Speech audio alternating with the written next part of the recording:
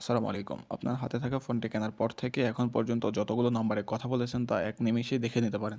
এর জন্য আমাদের প্লে স্টোরে যাইতে হবে। প্লে স্টোরে আসার পর এখানে আমরা সার্চ অপশনে ক্লিক করব। সার্চ অপশনে ক্লিক করে সার্চে লিখব ই2 পিডিএফ। এটা লিখে আমরা সার্চ করে দিব।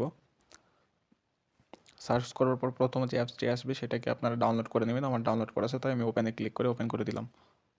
ওপেনে ক্লিক করার পরে এরকম একটা অপশান চলে আসবে। এখানে লেখা আছে I have read and agree with terms of use. এখানে টিক মার্ক দিয়ে প্রসেসড করে দিবেন।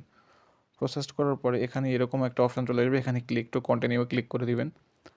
ক্লিক টু কন্টিনিউ ক্লিক করার পর এখানে প্রথমের অপশানটা নেবেন, জেনারেল কল লোগো। তারপর এখানে আসার পরে ২টা ডেট দেখতে পাবেন। ২টা ডেট এখানে সিলেক্ট করে নেবেন। আপনি কোন ডেট থেকে কোন ডেট পর্যন্ত কল লিস্ট চান। সেক্ষেত্রে আমি ফোনটি কিনছি ২৩ সালে, তাই আমি এখান থেকে ২৩ সাল থেকে এখন পর্যন্ত ২৩ ডিসেম্বর থেকে এখন পর্যন্ত আমার মানে কল লিস্টের সকল ইনফরমেশন চাই বা লিস্টটাকে দেখতে চাই। তারপরে এখানে একটা পিডিএফের নাম দিয়ে দিবেন। পিডিএফের নাম দেওয়ার পরে এক্সপোর্ট টু পিডিএফ করে দিবেন। তারপরে অ্যালাউ করে দিবেন। আবারও একবার অ্যালাউ করে দিবেন। অ্যালাউ করার পর আমাদের সামনে আমাদের ফোনের এই ফোন কেনার পর থেকে যেগুলো নাম্বারে কথা বলছি সেই কল লিস্ট এবং সেই নাম্বারগুলো এখানে শো করবে।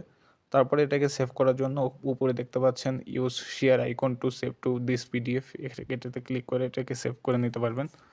তারপরে এখান থেকে চাইলে আপনারা শেয়ার করেও দিতে পারবেন।